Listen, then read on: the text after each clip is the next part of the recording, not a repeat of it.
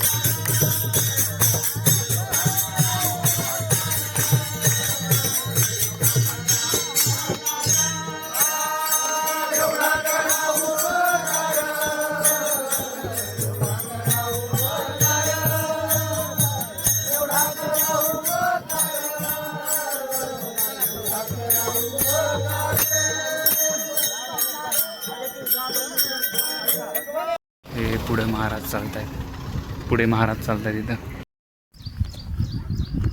आता मी एवढं चालतोय दिंडीमध्ये, एवढं चालतोय, खरं सांगायचं झालं तर याच्या आधी आयुष्यात मी कधीच एवढं चाललो नव्हतं.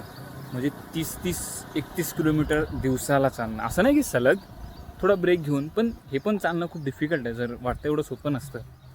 पण तरी पण ना, मी खरं सांगतो एकही गोळी घेतली नाही टचवूड, की म्हणजे वेळ आलेली नाही ना. पप्पानी मी पप्पाची फक्त एक बीपीची गोळी चालू राहते. म्हणजे एवढा आनंद आणि एवढा सुंदर.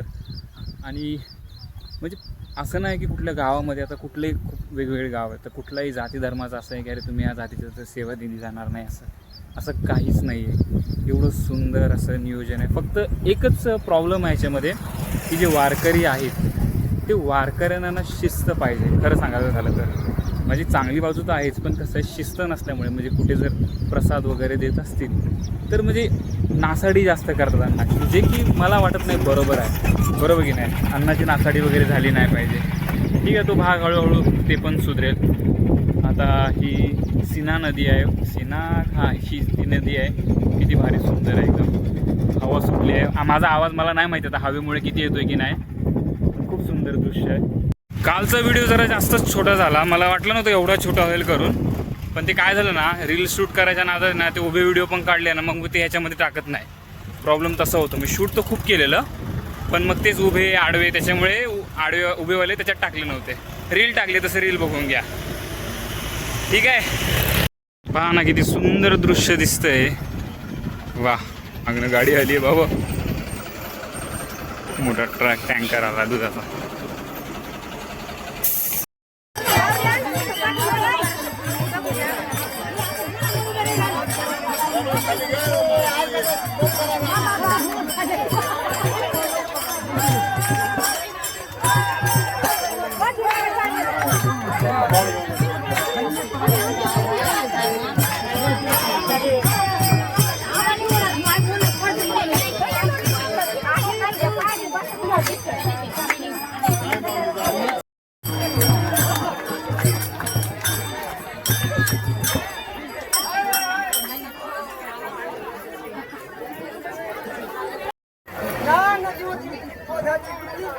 ज्ञानाचा दिवा लावा. ज्ञान दिवाची महाद्वारी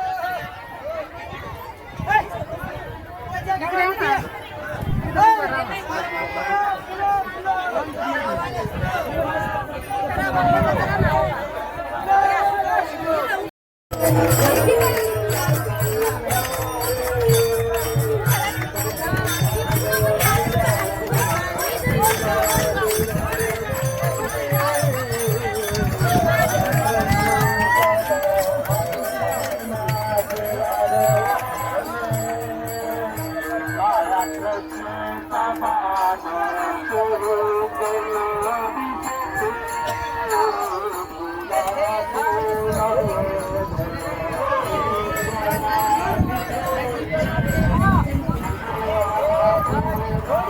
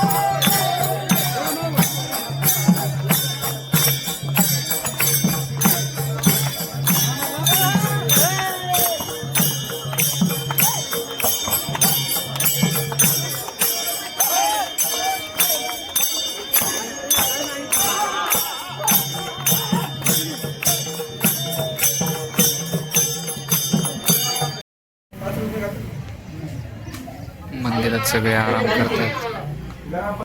दिंडी आता ना ह्या गावामध्ये आलेली आहे. बराच वेळ झाला, 1 तास आम्ही बसलो होतो या मंदिरामध्ये. इकडं कसं आहे, घरोघरी जाऊन जेवायचं असतं. मी बोललो आहे का ब्लॉगमध्ये मला आठवत नाही, पण तसं आहे. आता मी जेवलोच नव्हतं, मग बघू आता. परत गेलोच नव्हतं त्या साईडला. आता इकडं आहे म्हणतात, बघू.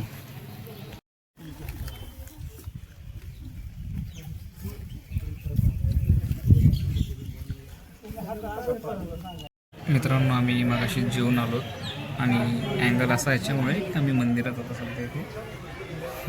खूप जण वेगवेगळ्या ठिकाणी झोपलेले आहेत, म्हणजे असे लोळत आहेत. मी पण इथे मोबाईल चार्ज केला आणि लोळतो आहे.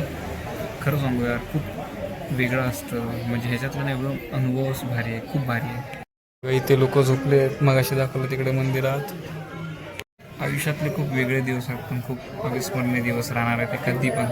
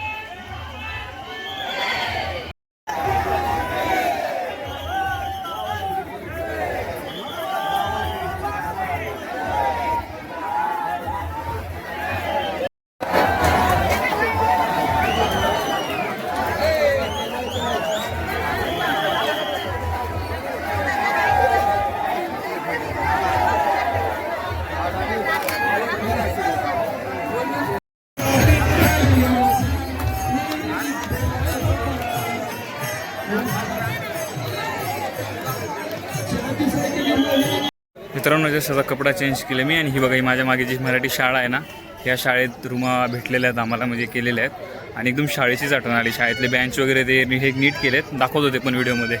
आणि कुरुडवाडीमध्ये आम्ही आता पोहोचलेलो आहोत. कुरुडवाडीमध्ये सो खूप मस्त ग्राउंड आहे आणि यार शाळा वगैरे बघून मला खूप भारी वाटलं. शाळेतले दिवस आठवले यार, खूप म्हणजे खूप लिटरली नॉस्टॅल्जिया फील झाला मला. पहा ही शाळा एकदम मस्तपैकी, खरंच भारी शाळा आहे, एकदम छान आहे. ही बघा ही शाळा आहे अशी, इथं झोपायचं आहे, इथं झोपायचं आहे सगळं असं झोपले तिथं. शाळेचा बोर्ड, वा टी व्ही पण यायचा आता.